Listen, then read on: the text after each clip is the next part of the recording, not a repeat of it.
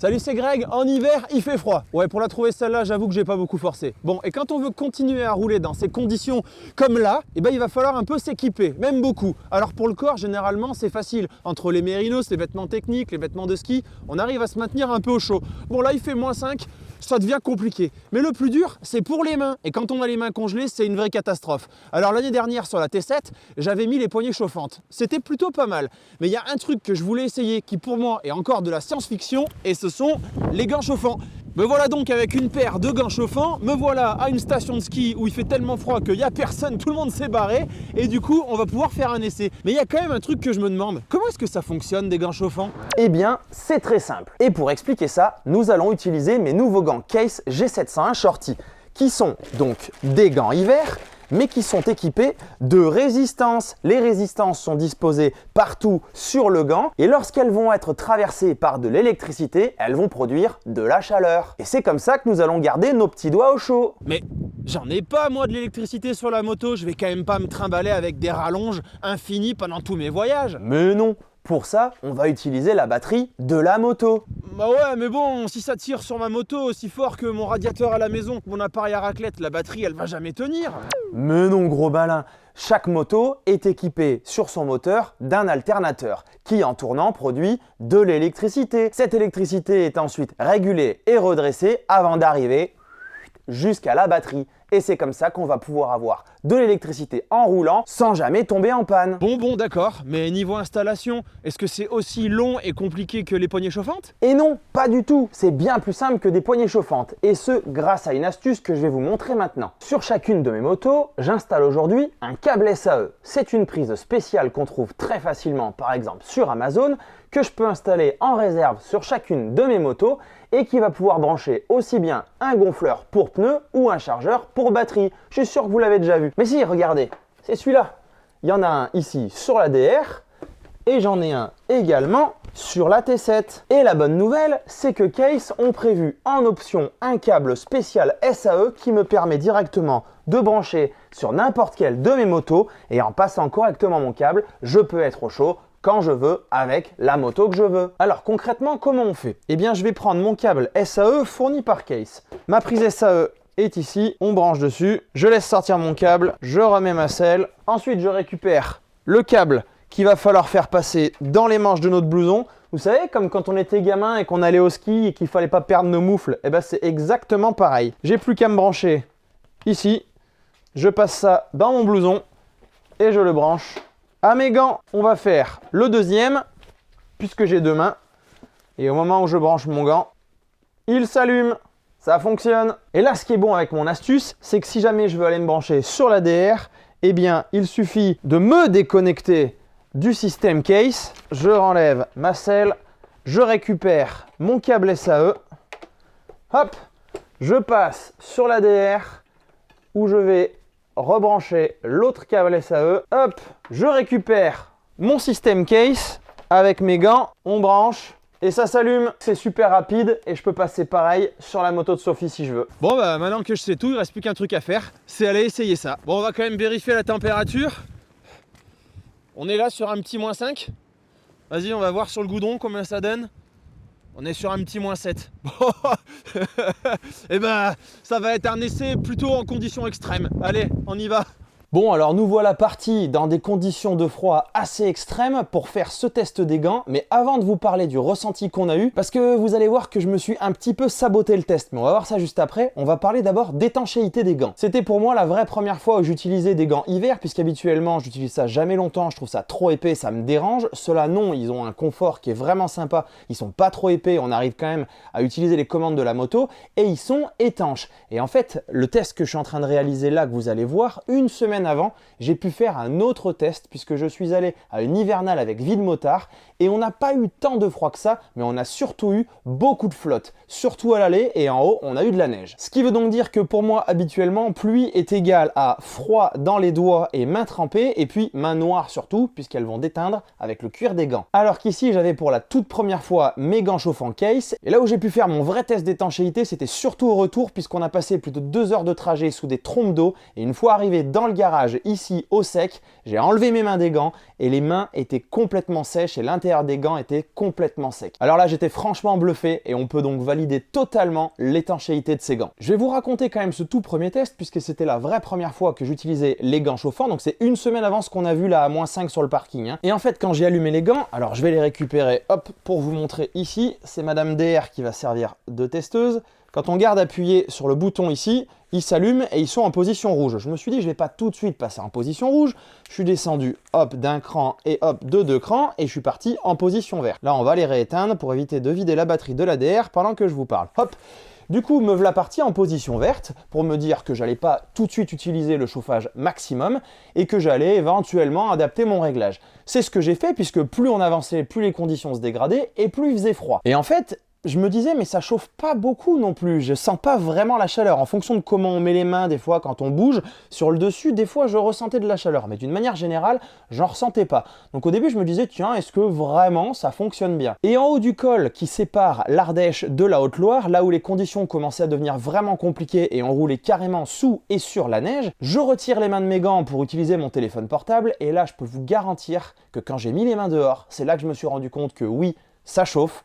Et de deux, quand j'ai remis les mains à l'intérieur, ah oui, on est même très bien dedans. Et ce qu'on va voir à la suite de ce test, dans mon test extrême qu'on a vu un petit peu tout à l'heure, où je me suis carrément saboté le test, vous allez voir, je vais vous expliquer pourquoi, eh bien, c'est que le ressenti, en fait, c'est pas vraiment un ressenti de chaleur. On va pas sentir comme quand on met les mains devant un poêle à bois. En fait, on va juste avoir une sensation de on est bien, on n'a pas froid. On peut peut-être avoir un peu froid selon les conditions si elles sont extrêmes, mais on n'aura pas froid au point de plus pouvoir bouger les doigts et au point d'avoir mal aux doigts. Et en fait, le ressenti que ça me fait, c'est que ces gants, plutôt que de dire qu'ils chauffent, leur chauffage va pas nous donner une sensation vraiment de grosse chaleur dans les mains, mais en fait ça casse le froid et ça fait qu'on peut utiliser la moto et les commandes de la moto sans avoir les doigts engourdis, sans avoir mal, sans être beaucoup plus lent, et en fait on se rend même pas compte qu'il fait froid au final. Donc ça c'était pour mon premier test, mais j'avais envie de faire un deuxième test en mode un peu plus extrême. Du coup, une fois rentré de mon hivernal avec vide motard, je me dis bon quand même, la surface extérieure de mes gants, puisque vous avez plusieurs couches pour la fabrication des gants, vous avez une surface extérieure qui est fabriquée en nylon balistique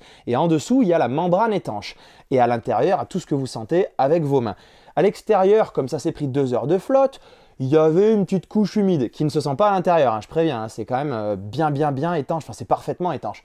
Je me suis dit bon, une fois que je suis rentré, il s'est passé quelques heures, ça s'est dégagé chez moi, j'ai eu un petit peu de soleil, je les ai mis dehors et je les ai fait sécher. Et oui, sauf que je les ai oubliés. Donc ils sont restés une semaine dehors au froid, au gel et à la pluie pendant une semaine. Et évidemment, je les avais posés avec la face ouverte vers le haut. Quand je les ai cherchés une semaine après pour aller faire mon test à -5 au fin fond de l'Ardèche, je les ai pas trouvés tout de suite. Et puis ça a fait tilt. Ils étaient sur la terrasse en train de m'attendre et ils étaient pleins de flotte. Par ma faute, parce que je les ai laissés dehors pendant une semaine. Sauf que là, c'était mon seul créneau pour faire le test. J'avais pas le choix, il fallait que j'aille shooter maintenant les images que je voulais pour vous faire le test en conditions réelles un peu extrêmes. 2 heures avant le départ, me voilà donc en train d'essayer par tous les moyens de les réchauffer, de les sécher pour pouvoir partir dans des conditions les moins pires possibles, même si c'est pas bien français, mais histoire de pas souffrir tout de suite et pas de faire demi-tour au bout de 1 heure de route quoi. Me voilà donc parti avec mes gants mouillés à l'intérieur, je répète, par ma faute, évidemment, si vous les mettez dans la flotte pendant une semaine, et ils vont être mouillés. Et là, je les mets directement à fond. Je sentais que j'avais les mains un peu mouillées dedans. Je sentais qu'il faisait froid, mais ça allait. Et puis plus on avance et on attaque le grand col où je savais que j'avais -5 degrés là-haut, du verglas, de la glace, de la neige et tout ce que je voulais, bien au fur et à mesure de l'ascension, je me disais là, il commence à faire froid. Mais je pouvais toujours bouger mes mains. J'étais pas encore ankylosé, j'étais pas encore engourdi, mais je me dis ça commence quand même un petit peu à peler. On arrive sur le parking et je lui dis à Tony ça. Et Tony me dit bah je voulais pas t'en parler, mais en fait tu sais combien il fait là ? Non. Eh bien, il fait -5, exactement comme prévu. Ah oui, -5 dans des gants mouillés à la base par ma faute. Et quand j'enlève mes mains des gants, j'ai mes doigts qui sont toujours là, qui sont pas en train de tomber un par un, et j'arrive à les bouger. Là, je me dis c'est quand même assez impressionnant. Mais c'est pas tout, parce que mon sabotage de test aurait pu avoir des conséquences bien plus graves que ça. Une fois que j'ai tourné les plans que vous avez vus tout à l'heure pour l'intro, on redescend le col parce que franchement il faisait tellement froid, on avait froid sur tout le corps même si on était équipé un peu en mode hivernal, mais il y avait un vent qui était vraiment transperçant et glaçant. Du coup on redescend tout de suite et sur la descente, j'ai une petite soif. Alors j'attrape mon camelback et là, non, ça sera pas possible de boire. Je voudrais quand même que vous voyez, je sais pas si on va voir comme c'est prêt, mon embout de camelback a gelé. Avec le froid, il est toujours gelé depuis qu'on a descendu le col. En plus du moteur qui n'arrive pas à chauffer. Donc ça veut dire qu'il fait vraiment très froid en ressenti. Et comme je vous ai dit tout à l'heure, j'étais assez malin pour laisser une semaine mes gants dehors après l'hivernal avec vide motard. Du coup, ils étaient pleins de flotte comme il a plu. J'ai pas eu le temps de les sécher correctement. Donc ça veut dire que mes mains auraient pu se retrouver dans le même glaçon que le Camelback. Eh bien non, j'arrive quand même à pas mourir de froid avec les gants chauffants alors que dedans j'ai de l'eau et que j'aurais pu glacer exactement comme le Camelback.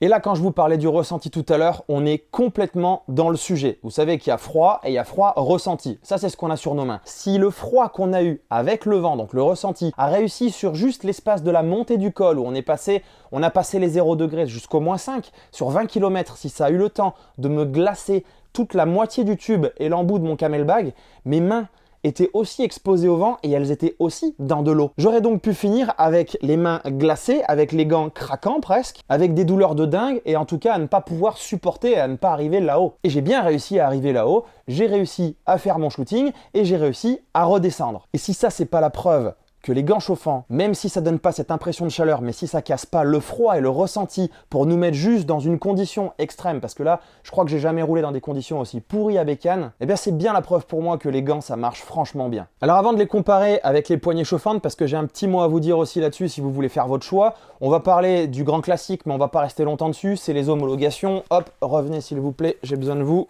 Cette fois-ci en mode débranché. Il est donc bien évident que nous avons les normes maximum d'homologation sur ces gants. Alors pour la petite blague, Case est une marque anglaise et on a la norme CE. C'est vrai qu'aujourd'hui ça peut faire un peu rigoler. Mais bon, ça veut dire en tout cas qu'en Europe les gants sont homologués. Ils ont la plus grosse homologation. On a donc à l'extérieur du nylon balistique avec une couche de spandex qui permet d'avoir une certaine mobilité, d'avoir des gants qui sont hyper confortables et très agréables à porter. Ensuite on a cette membrane étanche qui vient juste en dessous et qui permet comme moi de faire des trajets sous la flotte sans être trempé. Et puis après on a à l'intérieur tout ce qui permet d'avoir des gants hiver quand même, parce qu'au passage ce sont des gants hiver. On va trouver des renforts ici et à cet endroit là je sais qu'ils servent puisque quand je faisais du circuit à l'époque j'avais des gants racing et après quelques chutes où on se rend compte que quand on met les mains pour appuyer pour pas faire 3 tonneaux et s'exploser toutes les épaules, même si on en a que 2, eh bien c'est ici qu'on va avoir le plus souvent des dégâts sur les mains. Donc là, on a des renforts. Et sur la main gauche, on a aussi un petit aileron juste ici, dans une espèce de silicone qui permet d'essuyer le casque quand on se fait tremper ou quand on prend la neige comme l'autre fois,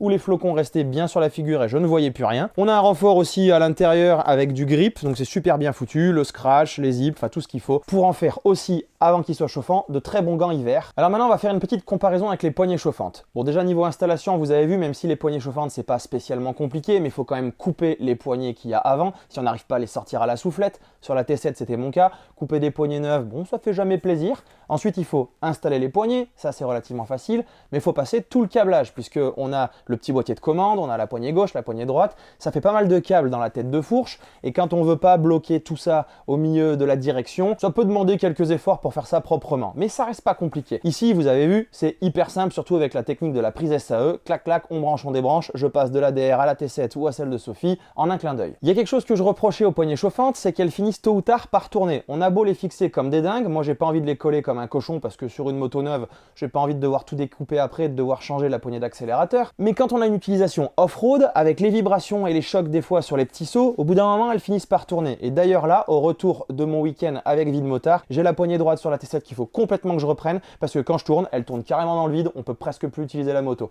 Donc va falloir le reprendre. Avec ça, évidemment, pas de problème. On peut aussi se poser la question du grip sur les poignées chauffantes, puisqu'elles sont forcément plus grosses et un peu plus épaisses selon les marques que les poignées d'origine ou que les poignées classiques. Tout ça font donc des points en plus pour les gants chauffants. Alors après, au niveau de leur fonction principale de chauffe, sur les poignets, ça chauffe évidemment à l'intérieur. Donc on aura l'intérieur de la main qui va être chaud, pas le bout des doigts puisqu'on va pas pouvoir placer les doigts comme ça sur la poignée, il faut quand même qu'on conduise correctement, et on aura l'extérieur de la main qui sera exposé au froid et aux intempéries. Avec les gants chauffants, on va trouver exactement l'inverse. Il n'y a pas de système de chauffage et de résistance à l'intérieur dans la paume de la main, on va les trouver uniquement à l'extérieur. Donc on va avoir l'extérieur de la main qui va être chaud, on va avoir de toute façon par irradiation le reste du gant qui va être chaud, qui va faire que quand vous enlevez la main, que vous la remettez au froid, que vous la remettez dans le gant, vous comprenez immédiatement que vous êtes dans un environnement qui est bien plus agréable qu'à l'extérieur. Mais au final, sur la sensation vraiment de chaleur, je sais pas qui est le mieux des deux, puisque bon là j'ai clairement vécu les conditions les plus pourries que j'ai jamais eu à moto, et en plus je me suis saboté le travail puisque je suis allé dans moins 5 degrés avec un ressenti à mon avis en dessous des moins 10, avec des gants qui étaient encore très humides par ma faute à l'intérieur. Et j'ai gardé mes deux mains, j'ai pas fini aux urgences et j'arrive toujours à bouger mes doigts. Avec les poignées chauffantes, j'ai jamais eu des conditions aussi extrêmes, en tout cas les conditions les plus extrêmes que j'ai dû avoir c'était autour des 0 degrés, mais en gants été, donc avec des poignets, je me rappelle les avoir mis déjà à fond, et j'ai aussi survécu. Donc je saurais pas réellement vous dire ce qui est le mieux des deux. Par contre, je sais vous dire ce qui serait la Rolls de la Rolls, c'est la combinaison des deux. Et là, vous êtes chauffé de l'intérieur, de l'extérieur, et vous êtes prêt à affronter toutes les intempéries. Maintenant quand même, entre les points négatifs que je vous donne sur les poignées chauffantes, surtout les miennes qui commencent à bouger, qu'il va falloir que je reprenne, entre le fait que ces gants ont quand même vécu des conditions assez horribles, qui sont totalement étanches, c'est-à-dire que même s'il fait pas hyper froid et qu'il pleut, je peux les mettre et je sais que je finirai pas avec les mains trempées, noires, froides, mais que je les aurai au sec. Entre le fait qu'ils sont super pratiques à utiliser, quand même, je suis en train de me dire que c'est presque le meilleur compromis. Et je vais réessayer de fixer mes poignées chauffantes, mais si elles me gonflent encore, il y a de grandes chances qu'en 2023, elles dégagent, que je remette des bonnes poignées avec un bon grip pour le off-road, et qu'en cas de froid, eux, ils soient toujours avec moi dans les sacs sur le côté. Voilà, c'est tout ce que je pouvais vous dire en tout cas pour les tests que j'ai pu faire avec mes gants case chauffants. Comme vous avez pu le voir, j'ai essayé de les mettre même sans que ce soit toujours très volontaire dans des conditions assez compliquées pour les tester. Je suis relativement convaincu du résultat. J'espère que vous, ça vous aidera à choisir